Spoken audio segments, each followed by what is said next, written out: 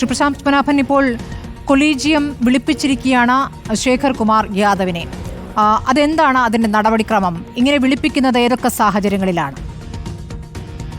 അങ്ങനെ ഒരു എസ്റ്റാബ്ലിഷ്ഡ് ആയിട്ടുള്ളൊരു അങ്ങനെ ഒരു ഇതില്ല, പ്രൊസീജിയർ ഇല്ല.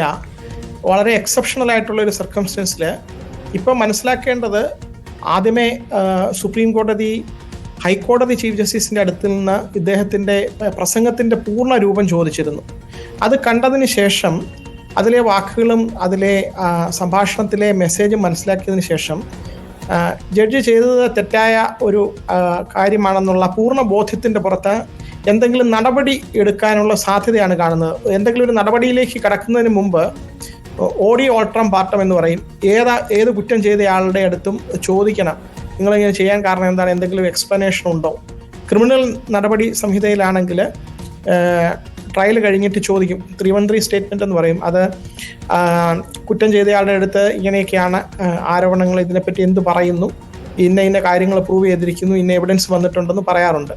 അതേപോലെ ഈ ഹൈക്കോടതി ജഡ്ജിക്കെതിരെ എന്തെങ്കിലും നടപടി എടുക്കാനുള്ള സാധ്യതയാണ് ഞാൻ മുന്നിൽ കാണുന്നത്. കാരണം അഡ്മിനിസ്ട്രേറ്റീവ് സൂപ്പർവിഷൻ ഇല്ല സുപ്രീം കോടതിക്ക് ഹൈക്കോടതിയുടെ മുകളിൽ.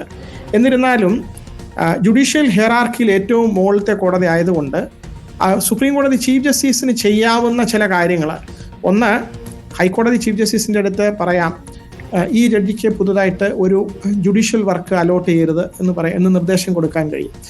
പിന്നെ പാർലമെൻറ്റിൻ്റെ അടുത്ത് റിക്വസ്റ്റ് ചെയ്യാൻ പറ്റും. പാർലമെൻറ്റിനോട് ഒരു ഡയറക്ഷൻ കൊടുക്കാൻ പറ്റില്ല സുപ്രീം കോടതിക്ക്, പക്ഷെ പാർലമെൻറ്റിനോട് റെക്കമെൻഡ് ചെയ്യാൻ പറ്റും.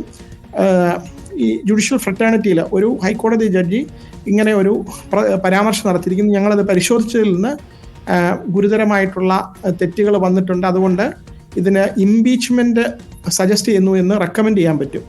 അങ്ങനെ ഒരു റെക്കമെൻഡേഷൻ വന്നാൽ അതിൻ്റെ പ്രാധാന്യം ഈ രാജ്യസഭയിലും ഇപ്പോൾ ലോക്സഭയിലും അവിടുത്തെ ആവശ്യത്തിനുള്ള മെമ്പേഴ്സ്, രാജ്യസഭയിൽ 55 പേരും ലോക്സഭയിൽ 100 പേരും ഇപ്പോൾ തന്നെ MP-മാർ അത് സൈൻ ചെയ്തു എന്നാണ് അറിയാൻ കഴിഞ്ഞത്.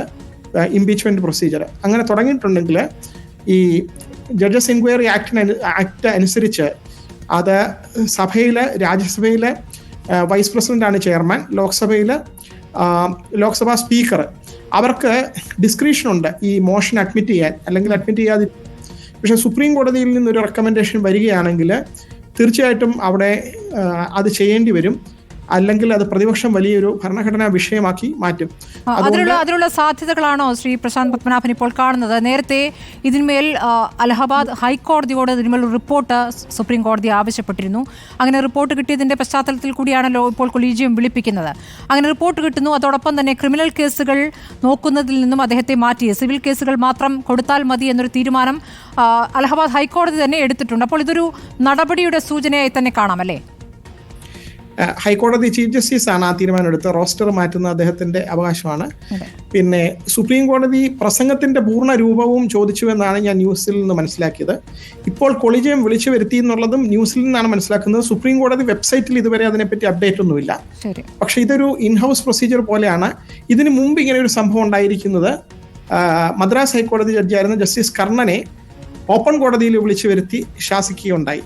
അതേപോലെ ഒരു സിറ്റുവേഷനാണ്, ഇതൊരു ഗ്രേവ് ആയിട്ടുള്ള സിറ്റുവേഷനാണെന്നാണ് മനസ്സിലാക്കേണ്ടത്. അപ്പോൾ കോടതി തീർച്ചയായിട്ടും ഈ ഒരു പ്രസംഗം ജനങ്ങളുടെ ഇടയിലേക്ക് വന്ന സ്ഥിതിക്ക് ലോകം മുഴുവൻ ഇത് കണ്ടു. ഒരു മതേതര ജനാധിപത്യ രാജ്യമായിരുന്ന ഇന്ത്യയിൽ ഇപ്പോൾ ഏത് രീതിയിലാണ് അത് അധപ്പതിച്ചിരിക്കുന്നത്? ഭരണഘടനയുടെ കാവലാളാകേണ്ട കോടതിയിലെ ജഡ്ജസ് തന്നെ, അദ്ദേഹം കോടതിക്കകത്തിരുന്നാലും വെളിയിൽ വന്നാലും ജഡ്ജി തന്നെയാണ്. അതിൽ ഏറ്റവും പ്രധാനപ്പെട്ട ഭരണഘടനാ മൂല്യങ്ങൾ സമത്വം, സാഹോദര്യം, മതേതരത്വം മുതലായ മൂല്യങ്ങളെല്ലാം കാറ്റിൽ പറത്തിക്കൊണ്ട് താങ്കൾ നേരത്തെ സൂചിപ്പിച്ചത് കൂടാതെയുള്ള കുറെ വിദ്വേഷപരമായിട്ടുള്ള പരാമർശങ്ങൾ. അപ്പൊ ഇപ്പൊ ചിലരെ ഇദ്ദേഹത്തെ ഡിഫെൻഡ് ചെയ്യുന്നവര് UP മുഖ്യമന്ത്രി തന്നെ ഓപ്പൺ ആയിട്ട് ഡിഫെൻഡ് ചെയ്ത് വന്നു. അപ്പൊ എങ്ങനെയാണ് ഈ ഒരു ഇക്കോസിസ്റ്റം അവിടെ ഉള്ളത് കൊണ്ടാണ് ഇത്രയും ധൈര്യം വന്നതെന്നുള്ളതും കൂടിയായി. അതിന്റെ രാഷ്ട്രീയത്തിലേക്ക് ഒന്ന് വരാം.